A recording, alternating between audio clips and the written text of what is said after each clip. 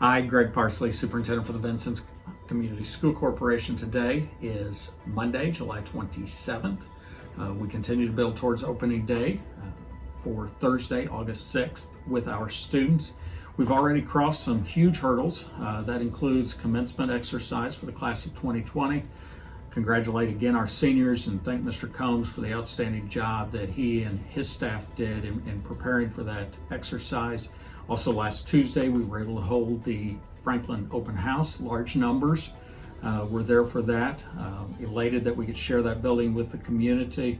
And then a hurdle that we're all crossing right now are the different registrations. We started that last Friday, and every building has a different day for registration that continues through this week and even goes into next week.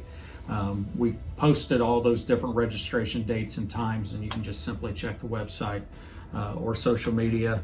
Or if you've got questions, the offices are all open. You can call any one of the school buildings. The building secretaries, the principals are all there. Today is the last day for the virtual option. We have had parents already take advantage of that. That's a choice that you have as the parent. If you are not comfortable with the in-person setting, we've made it clear the in-person setting is the one that we certainly desire. We feel like that is the best option, but we do not know the different circumstances that are out there within your family. There may be underlying health issues or concerns, maybe a family member in the house, but today is the deadline for that virtual option that will end at midnight. I know we were asked about possibly extending that. Unfortunately, we're not in a position because we need to reset staff. If we have large numbers that are choosing the virtual, then that means we're going to have to move folks around within the different buildings. And that whole flexibility, we've talked about it many times, you've heard it from me. Even as you go through the different registrations, nothing is set in stone. You may have been assigned a teacher, but based upon virtual options, things may shift between now and the actual start of school on Thursday, August 6th. So ask for your patience, but just simply know that there is flexibility being given out in the buildings as we have to move staff around, but we cannot be flexible with that deadline or extending it past tonight at midnight. Mask. We know based upon the governor and the executive order last week that came out, students and staff need to be wearing masks. We know the importance of them. If we're going to be able to hopefully keep schools open, if we're going to be able to continue in the green, even if we have to move to the yellow on our reentry plan, those masks have now become a necessity. Now we know with that executive order from when it was announced to the actual order that came out, looked a little different from the middle of the week to the end of the week.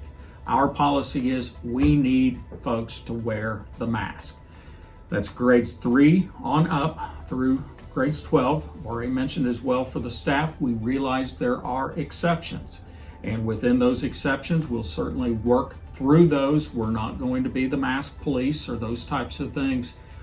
Because there are exceptions granted in that executive order, and quite frankly, many of those exceptions were not there when the announcement officially came out on Wednesday. We know certainly from a lot of the chatter on our social media feeds, folks were hoping that we would immediately come out with something, sometimes waiting and being patient, but we needed to see the actual executive order, and I'm glad that we did not come out with an item on the mask based upon when the governor spoke, because it did in fact change from Wednesday to Friday when the executive order was issued. An area that there is no discussion with pertains to our buses. It's very clear that students must wear a mask on the bus. We're probably at 2 to a seat. We cannot socially distance. We met with our bus drivers this morning. Our bus drivers understand they too will be in some type of, whether it's a mask, a face shield, or whatever. As I said to our bus drivers this morning, if they have a student, one student on that bus, they have to wear a mask. If they are not transporting students, then they may not have that mask on. That's just simply so that folks are aware, because we know you're going to be watching our employees and just want you to be aware at least what was stated to our bus drivers. We've made some changes, and we've talked about this as a part of our reentry plan with the elementary. The earliest they can be dropped off in the mornings would be 7:15. That goes up until 8 o'clock in the morning. Now, after 8 a.m., the student is tardy. During that 45-minute period of 7:15 to 8 o'clock, we really need folks to stagger. Our buses will start to arrive somewhere around 7:15. We have a 15-minute window from that 7:15 to 7:30.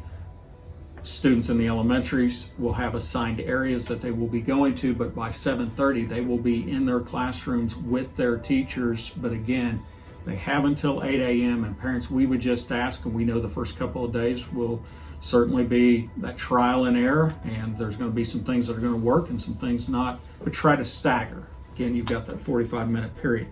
Middle school and high school, the earliest that they can be dropped off is at 7:50 in the morning, as we've reversed the middle school, high school with the elementary.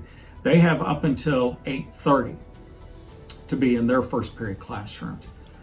Realize that if you're coming in at 8:30 and pulling into the parking lot, you're going to be tardy. I would probably advise that you put a 10-minute buffer or something in there. And again, like the elementaries, you're going to have to kind of just watch how things ebb and flow, but we're trying to stagger the morning drop-off. In the afternoon, we're in large part business as usual, as we have been for a long time, but we are staggering some of the dismissals through the buildings. We may, if buses are on the lot, we may try to get them loaded as soon as we can. Certainly not too early, but again, trying to get them out. At the middle school, high school, we're going to start trying to get our buses loaded as close to 3 o'clock and at least also starting to release some, but we need to stagger as well in the afternoon. My last point, I've talked about the importance of masks, practicing the good hygiene, the social distancing. If we want to stay in the green phase, those are things that we're going to have to do. We need to be able to operate schools the way we have always been able to operate. We need our students here. We need that in person. Again, we realize the virtual is there for those that need that as well.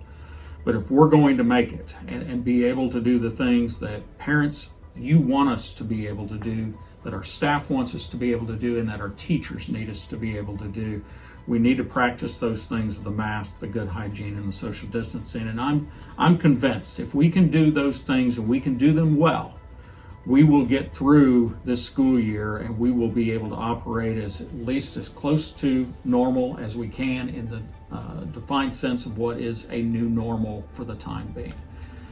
You know that VCSC helpline is out there. We also know that we have to just be patient and we're going to have to be flexible. And we will all get through this together. Thank you.